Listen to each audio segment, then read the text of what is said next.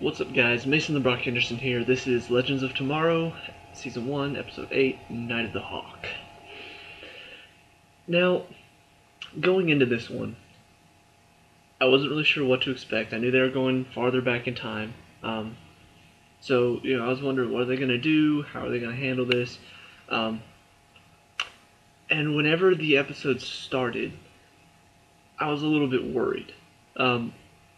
Just because, like, from the very beginning, when they were pointing out all the different things,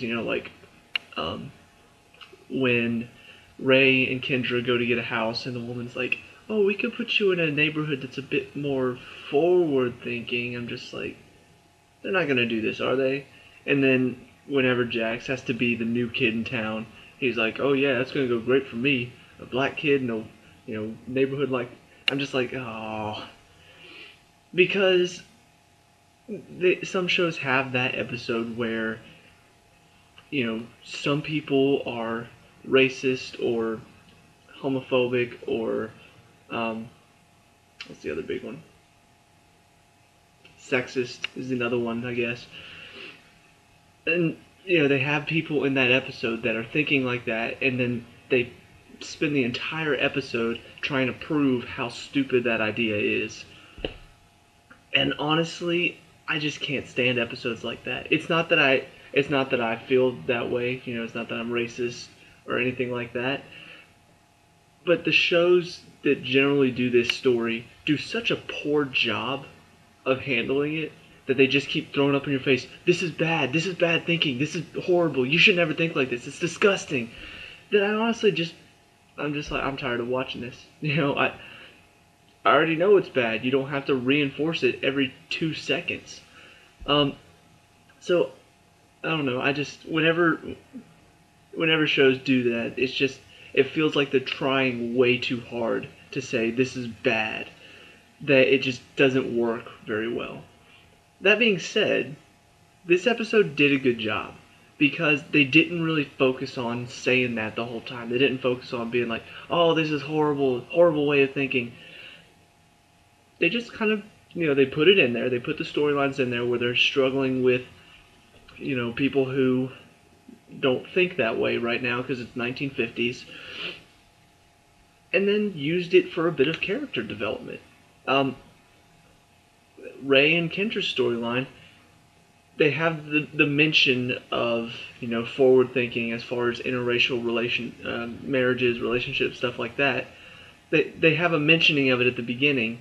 And then the rest of it is more focused on Ray and Kendra and their relationship together, and are they going to be able to work out as a couple? And then at the end, Ray kind of realizes, look, I realize you can't be a hawk demigoddess who also has to kill Vandal Savage and have a husband at the same time. It's just a husband who is going to be constantly worrying over you.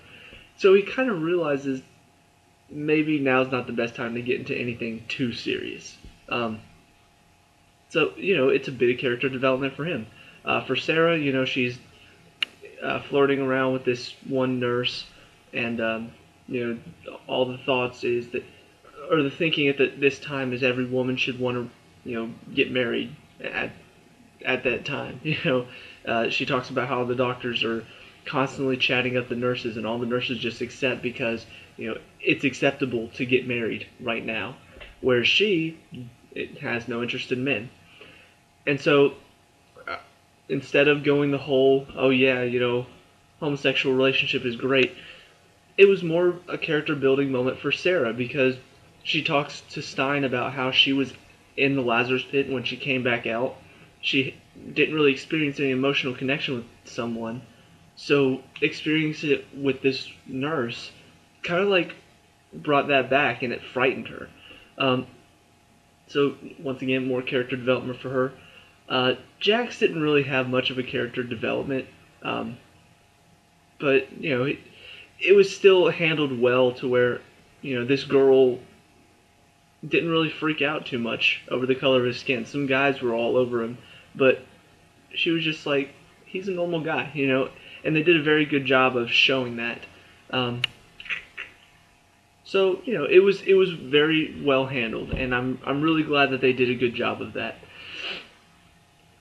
But overall, I mean, the story for this one is very interesting. First of all, the fact that Vandal Savage just was in this neighborhood and has a wife and is pretending to be a doctor. It's like, wow, how is this crazy guy able to just completely make it seem like he has a normal life? It's just, how is he able to fake it that long?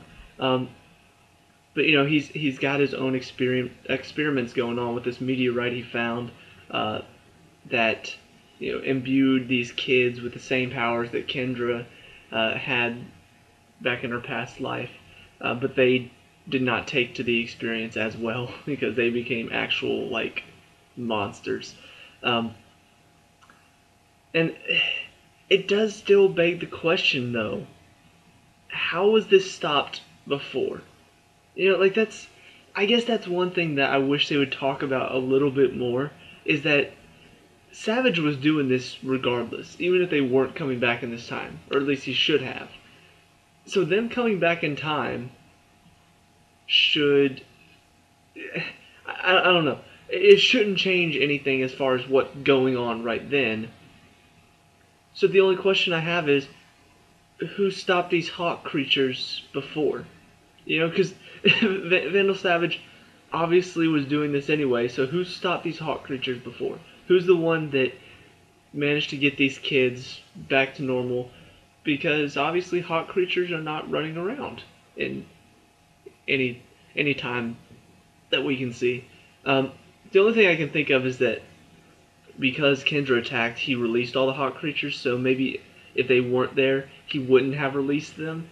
But at the same time, all I can think is just, how did people never find out about this, and why did Vandal Savage never do anything with that? I don't know. It does kind of beg the question, what happens if the team doesn't go back in time? Or did all of this never happen because the team went back in time and stopped him? Which means the future timeline's just, it's set. Like, no matter what they do, it doesn't matter because they've already gone and done this in a previous timeline. I don't know. It's confusing to think about, but it's also a bit fun to theorize what's going on, why is this happening, stuff like that.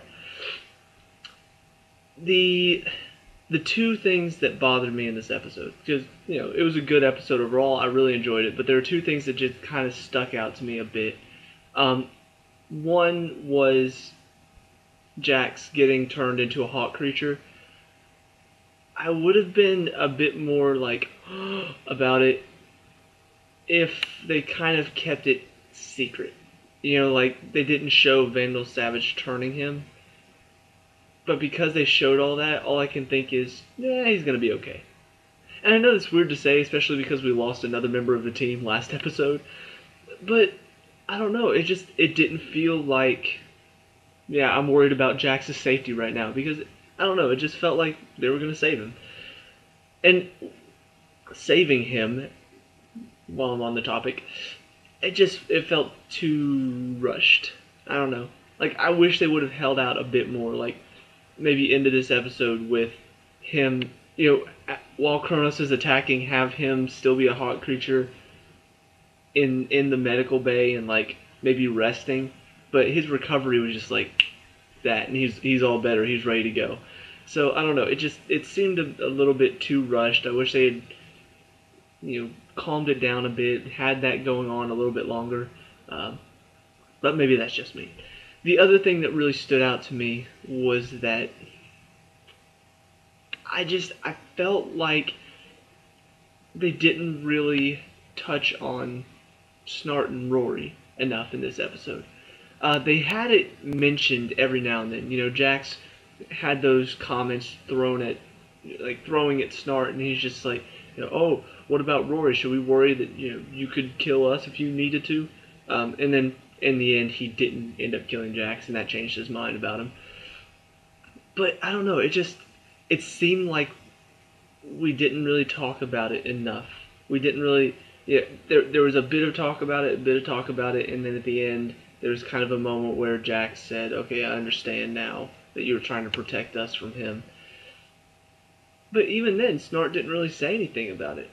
he only made one comment about it this episode, and that was talking to Rip about, I only had one guy I could trust as my partner, and look how that turned out. So I don't know. I didn't want it to be a big focus for this episode, but I wish they talked about it a bit more than they did, because it just kind of seemed like in the background, not very important. I'm like, no, that's kind of a big deal. He was a member of the team. He was Snart's partner, and Snart maybe killed him. I watch so much TV. I know the rule. I didn't see the body, so he could still be alive. That's the general rule. Just for your information.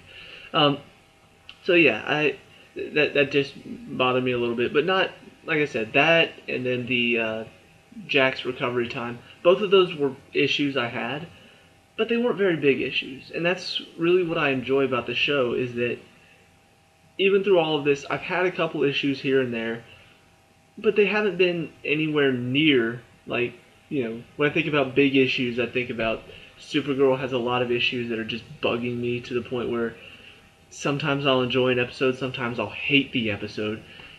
And then, there are other shows like Fargo where there are just no issues at all.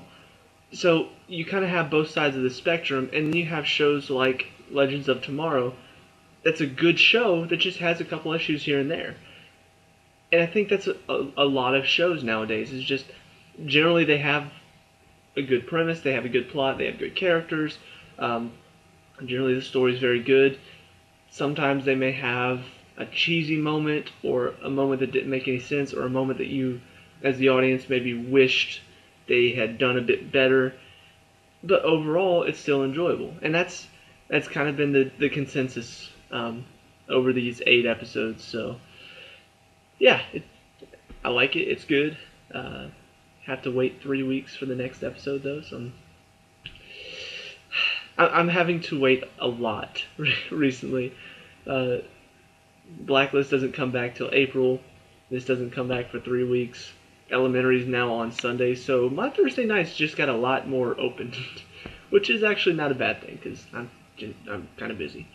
So,